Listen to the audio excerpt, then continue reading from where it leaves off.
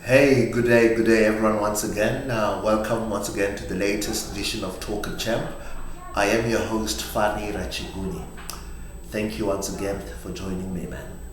Look, today I'm just going to give you my views on the transfer market in the latest transfer window market, and one or two stories within that I feel have gone beyond being a joke. Um, let's start with Man United and this story about Ronaldo wanting to leave Old Trafford. Um, Yesterday, the whole day, when I followed the story, it was on Sky, on different platforms.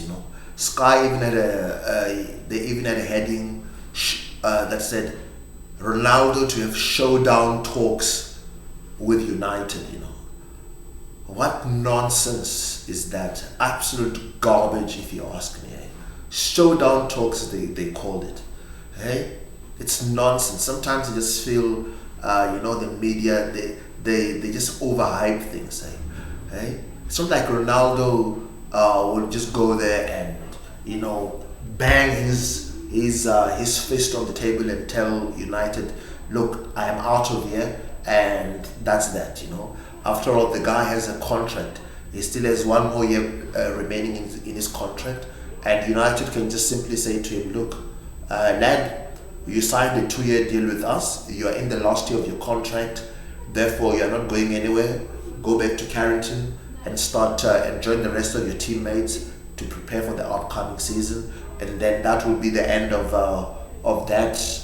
that little showdown, as they call it.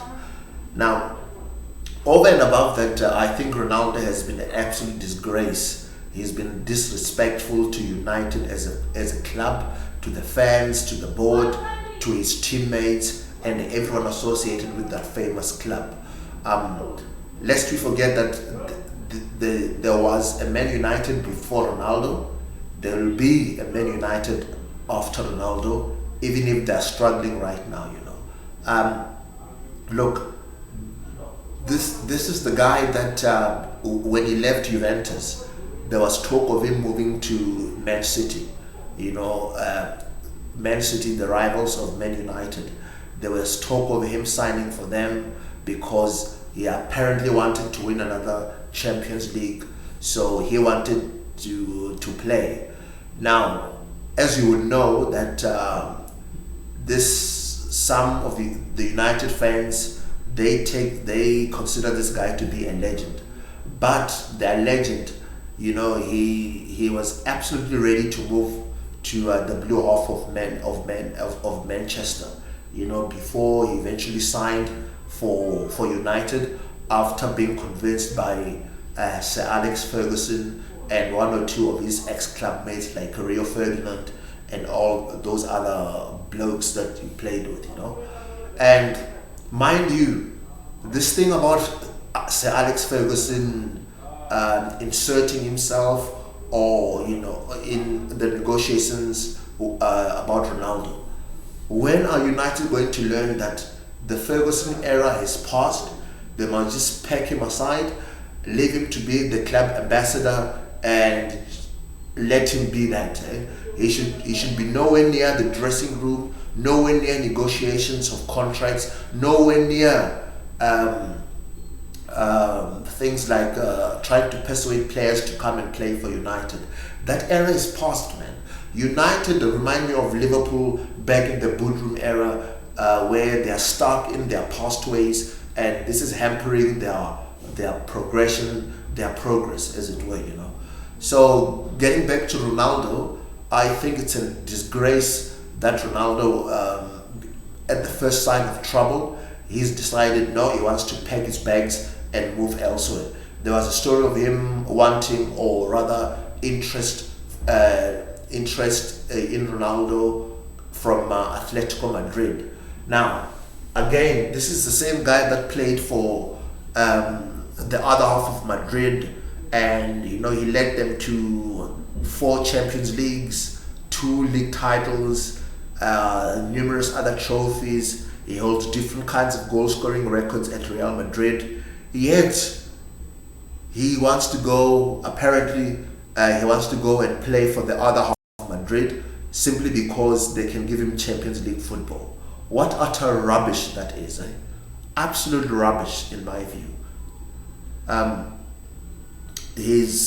think he's mucking around with United, and the sooner they get rid of that man, the better for United. You know, I don't even feel that he suits the way they play. You know, yes, he scored goals, but he's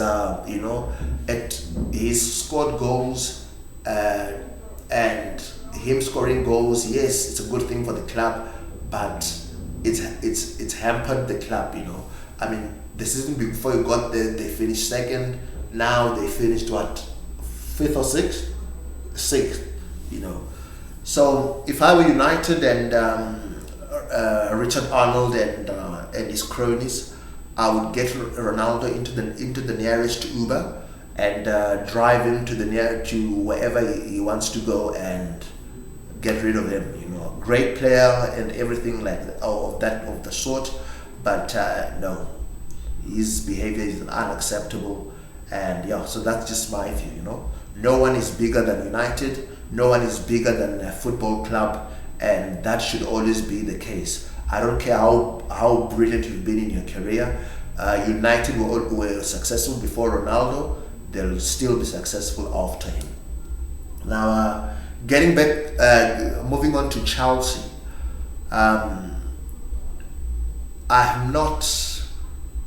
My view is that I'm not too happy about what has transpired in the transfer window. Yes, they've signed Koulibaly, and yes, they've signed Raheem Sterling. I just so happen to share a view that Sterling is overrated. He's a good player. He's a good player at best. He's nowhere near world class, eh? And he's gonna get us. He's probably gonna get us anything between 10 and 15 goals, league goals this season. And yeah, I mean that's just my view on Sterling. We need, Chelsea need. I think they need a number 9 up top. They need a one midfielder as well, someone with guile who can see a pass and play it. And then they also need one centre half as well. You know, another centre half as well. So that's what 3 more players I think they need in the upcoming transfer window, and that will be, I'd say, a good transfer window for them. I see everyone is having a meltdown about Todd Bowley taking over transfer activities for the club. I mean, I don't get why everyone is having a meltdown. The guy and his consortium have recently bought the club. So in my view, if you want to know what is happening everywhere in your club, you must immerse yourself in things like the transfer activities, so that eventually when you pass it over to someone you'll appoint, you know the ins and outs of what happens in a transfer, that sort of thing, so that you don't go in there blind. So look, there were bound to be mistakes from Todd Bowley, and there are bound to be mistakes in future, and hopefully he learns from that. And yeah, so be that as it may, I think a 3rd place finish for Chelsea this season, because the season it's a season they're in transition. Anything between a top 4 finish would be good for Chelsea this season, because they are in transition, as I said. Going to Arsenal,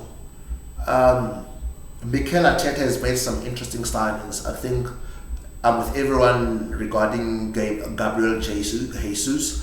I think it's going to be good for them. He's going to be brilliant for them. Zinchenko, he's a good player at best. Make no mistake about it, Arteta is a man who is under pressure.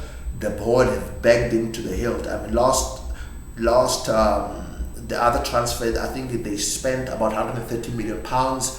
They've already spent close to £100,000, if not more, this season. So he is under pressure to get a top four finish this season. If he doesn't, I think they'll sack him. In my view, man, Arteta is he's more theory and less substance from what I've seen of him.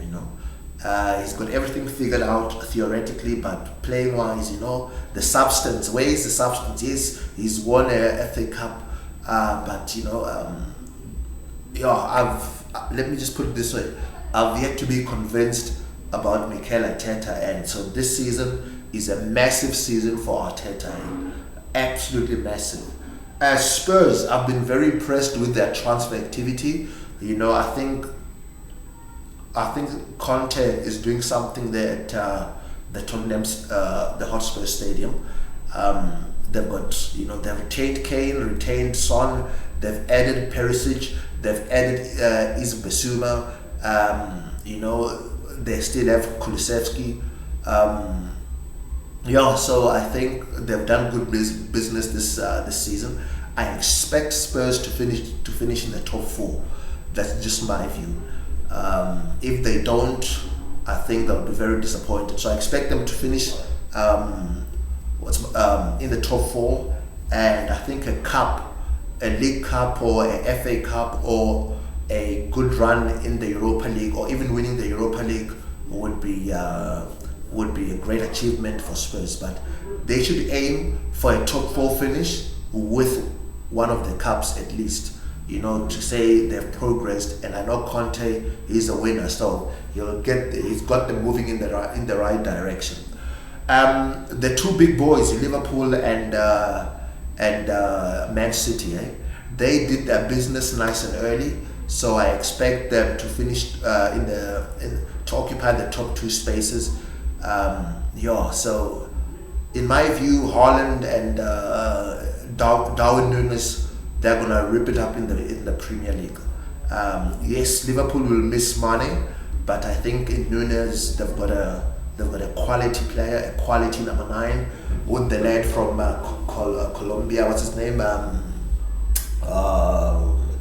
Diaz, who's been a sensation since he started. So I expect them to be neck and neck, with Man City just edging it ultimately once again. They did their business nice and early. Both teams got in their players nice and early, and so everything is settled. It promises to be a great league campaign this season. So hopefully you guys enjoy the upcoming season. I know there will be banter between the several the different supporters group as well. So I expect Newcastle, just by the way, to finish top 10 this season, and Everton. Frankie Lampard, he's got a way to go. I think Lampard will struggle a bit. Everton will struggle a bit, to this upcoming season. Anyway, drop me your comments. Hit the like button there. Subscribe to my YouTube channel, Talk with Champ rather. Give me your views. Give me your opinions. Let's get talking. Looking forward to a brilliant English Premier League season. Till next time, cheers, goodbye.